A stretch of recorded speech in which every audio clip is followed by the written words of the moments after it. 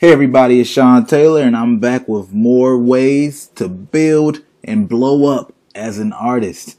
Today we're going to go over 7 steps to build a fan base like Chance the Rapper, and I should say a fanatical fan base, because Chance the Rapper has probably the realest fan base there is. And I mean fan base, not just I like their music so it gets the most plays. I'm talking about really mobilizing people. He has the realest fan base. You'll see what I'm talking about in hip hop right now in terms of a young artist, especially for being independent. So let's start. As it grew, my dad is like, he was a campaign manager. He put people in office, showed people to the people. You know what I'm saying? And my dad at a certain point kind of campaign managed me and showed me how to print flyers and move on foot and work organically with the people to build my base. You was a political activist kind of. You was out there. I'm for the people. Right? So this is what to think about. How can you campaign like Chance? Because he learned from his dad, and his dad was a campaign manager. So what do campaign managers campaign like? This is what we're going to go over in this video. But I'm an artist of sorts, and from Chicago. I'm for the people. So in this clip, Chance said he's for the people. In the last clip, he said he's for the people, and he put his fist up. And that's number one when it comes to campaign management. Know who you are. It sounds kind of weird. It sounds kind of corny, but know who you are, because you have to have a clear understanding of who you are to know how you want to communicate with the people. Everyone who don't know Chance the Rapper, you don't sell your music. No, It's free. yeah. Do you know you can't? How do you make money? Yeah. Well, I'm on tour right now. I'm a touring artist. As music grows, there's always new ways of releasing, and there's visual albums and full concerts and big Broadway musicals. Rule number 2. Know your audience. So what does that really mean? Right? First, you have to know who you are. Then you have to know your audience, because you have to know how to communicate, interact with that audience. Chance doesn't sell records. His audience, the young audience, people don't want to hear that shit these days. They don't want to hear anybody crying about how, oh, I don't make enough money, or people should start paying for stuff. They don't want to hear that. That's dead. So not only does he resonate even stronger with his audience by not actually selling his music, but he also even goes on to speak of these creative ways that he could make money anyway, and that kind of stuff just makes you like him even more, right? Because the ways he thought of was give more content, Broadway shows and touring, actually giving more to the audience, to his fans, as opposed to just trying to figure out some kind of sneaky business ways. And I want to go back and see how the audience reacts once again when he says he doesn't sell music. Everyone who don't know Chance the Rapper, you don't sell your music. No, It's free. yeah. Do you know you can't? See that? Speaking to his audience and knowing how to get them and move them. But let's move on from there. We can go into that later. Have a story to tell. This is a huge part of any campaign management. This is how you move people. You can think civil rights, how people had this entire movement, this backstory of slavery and things like that to move people on. Well, look how Chance with 10 Day had a complete story around it. And I'm going to let him tell it himself. Now explain the concept of 10 Day. 10 Day was recorded while I was on 10-day suspension from high school. What you do? Why you get suspended?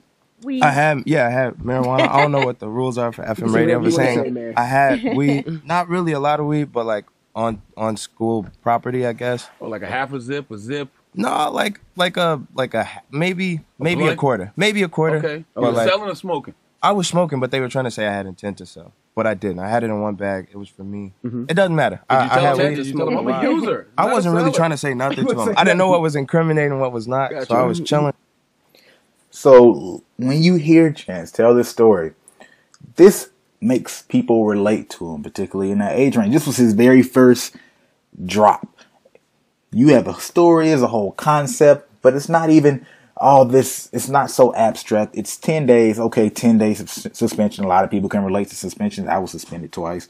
Then you have this concept of the weed. People could relate to the weed. There's so many ways and things people could relate to a story, and people will always pull what they can relate to most out of that story because it resonates with them and it gives them a visual of who the person is. And people are always trying to figure out who is this artist. They're trying to figure out ways to get closer.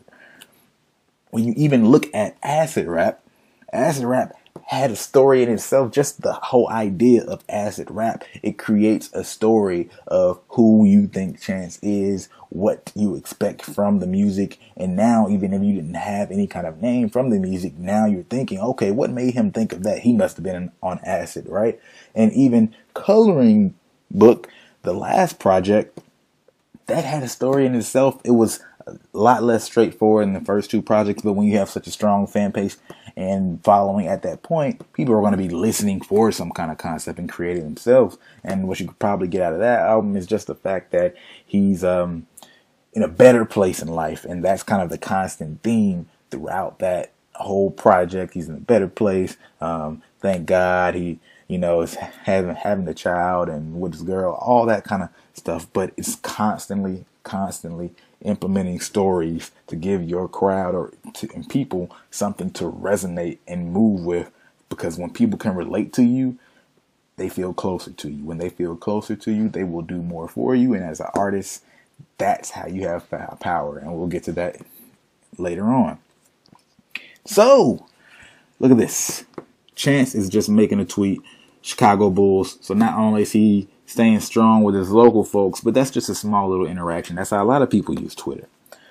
And then you look at this tweet. He tweeted these cute little babies. Look at the babies. It's Halloween. People got their babies dressed as Chance the Rapper. Once again, it's showing how strong his fan base is. People have babies dressed like this dude. And this is young in his career. Think about it. And then look, baby.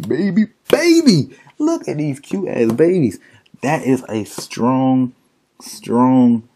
engagement with his audience. He stays engaged with his audience. When you constantly engage with your audience, you become more real to your audience. People love you even more. And a lot of people, they don't necessarily, a lot of artists, they want this whole mysterious thing. And if that's the thing you're going for, the whole Prince thing, that's a different type of story. That's a different strategy. But this is for those people who want really strong, engaged audiences that will do damn near anything for you. And that's what Chance has and he's been developing. Not that many years ago, I was, still trying to pass out my mixtape. I'm still trying to pass out my mixtapes. Do you guys know how hard it is to make everybody know your music? Like, even when people feel like, you can't get much bigger or your music's played everywhere. Like, when you're an artist, your sole, purpose is to, like, share your music with everybody. This is a key for two reasons, really. I just can't escape every single time I have a video. I'm not going to make it a core strategy because it's obvious and everybody should do it to the max, get attention. It shows that he understands this. Even as big as he is, he's still passing out resources.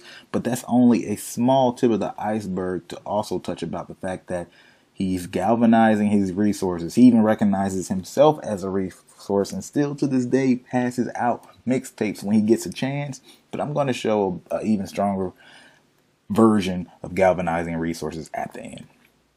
So check this out. If you guys don't know about Chance the Rapper, Buddy in the Middle, Donnie Trumpet, and the Social Experiment, that's all these guys around him. He constantly works with these guys in various ways, but they even had a Social Experiment project.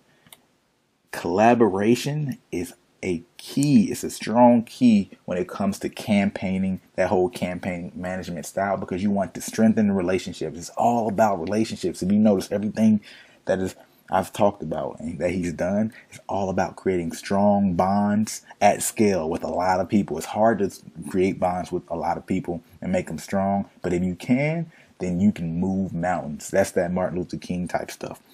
And also, you got to have a team. I just put that in parentheses down there. So some of these people, these friends, are also his team in various projects in various ways as well. We'll have a whole nother video about just team in general if it's necessary and enough people want to hear about that, though. Also, collaboration. I don't know if you guys even understand how huge of a deal for an independent artist, especially hip hop, to be on Ellen. It's fucking ridiculous. It doesn't happen at all. Chance, called him Prince. Chance might have broke a barrier, so now more people might be in that window now that he's broken through. But like, Ellen is the hugest.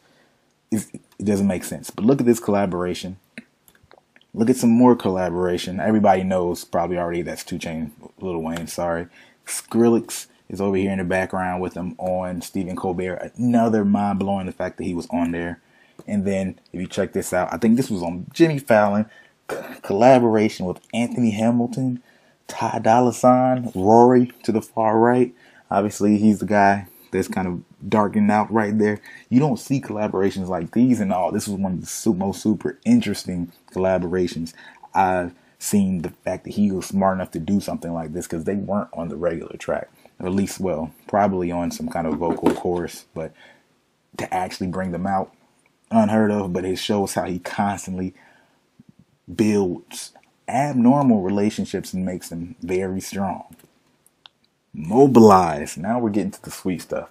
I just had to put this one on Front Street, because when you have a culmination of all those things that we've talked about so far, right? Mobilize is number 7. You really have power when I say you can do more and move mountains to do something like this, right? Chance the Rapper had a parade to vote. This election, obviously Donald Trump won, but he had all these people come out around him. He had a free concert, then had people walk with him to vote. You see Richard Branson tweeting this. I don't know if you guys understand how huge that is. This dude's a billionaire. For him to even know who Chance is, and there's so much I can say about that, but it really shows how Chance is really creating a movement, and you can create a powerful movement too if you follow these 7 strategies. It takes time, it takes some smarts, but then there are also other strategies, like I said, that once again I'll go over more if people want to hear different strategies. I just need to get that feedback and those views. Share this with your friends. If you think they'll be interested, if they're just trying to campaign, or if they want to be rappers and campaign that way to create a following. Also, I'll just drop it off. If you really want to have that following, once again, I can't reiterate enough, you can follow these steps and you can end up possibly looking like this.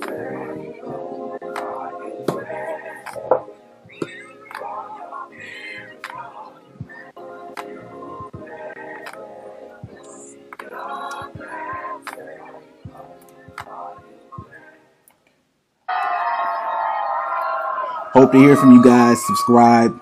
I'm dropping something next week.